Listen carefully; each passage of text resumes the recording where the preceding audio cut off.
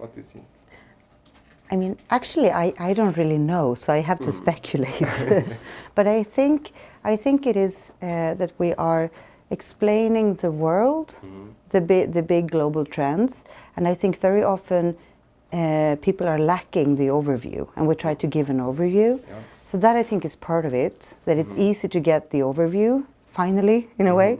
But I think the biggest reason is because it's very oriented against being a practical handbook, where you can actually get some tools to think smarter in a data-driven society. What should we do? How do we use data? And not so much in the very practical level that we go into a certain data set and talks about it, but more generally, if you have a data set, start by looking at the 80% case and focus on that, and don't what is the biggest post, trying to help people to make sense of data, and doing that especially by making sense of your own thinking, right? And controlling your own brain. And I think the practical aspects, and that it's not a highly academic book. We have gotten rid of all the academic lingo, and that is because we wanted it to be a fast read that you can go back to later, but making it into something that is easy and quick to read, that basically everyone can get. Yeah. I think that is the key, combining the facts of the world and the sort of psychology of your own brain, being smarter. Because usually books, I would say, are doing one or the other at most. But we combine them into something more practical. I see. And I mean, we couldn't know that would work, but it seems like people are thinking it's helpful.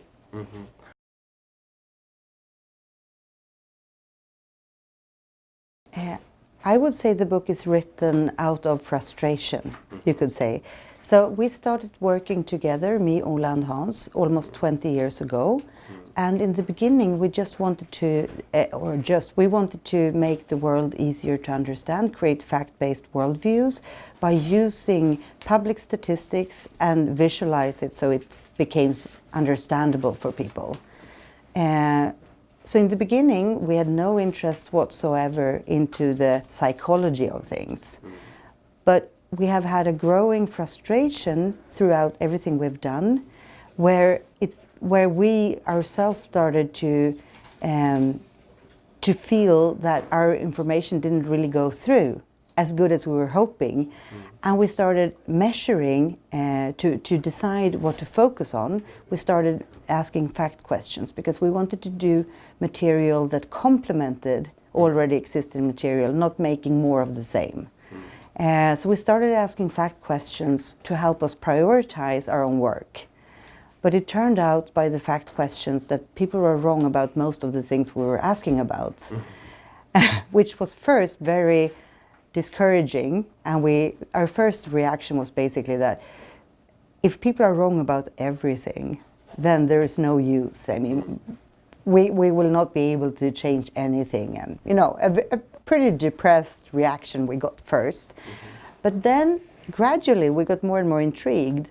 Like, why are they doing this? And started looking at the results and started realizing that people were answering systematically wrong. So we started doing more systematic testing we have been doing it in conference audiences quite a lot, but we started doing it on the general public and realized we could more or less foresee what they were going to answer because of the type of the question, where we saw if we ask about population trends and population demographic kind of questions, they're usually totally wrong.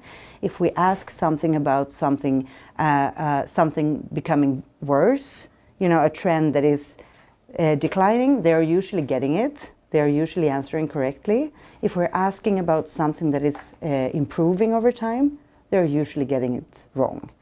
So that's where the interest started, and we got more and more fascinated by what is actually happening in the brain, and how, if we want to spread the fact-based worldview, we need to make it stick, we need to get into the brain, and how do we do that, and why does it become wrong? So we started going into the cognition and psychology kind of field, and sort of disappeared there for a while. And then we got back and we basically dragged out contents from that field and combined it with our contents from before and saw where do we have the overlaps between these two.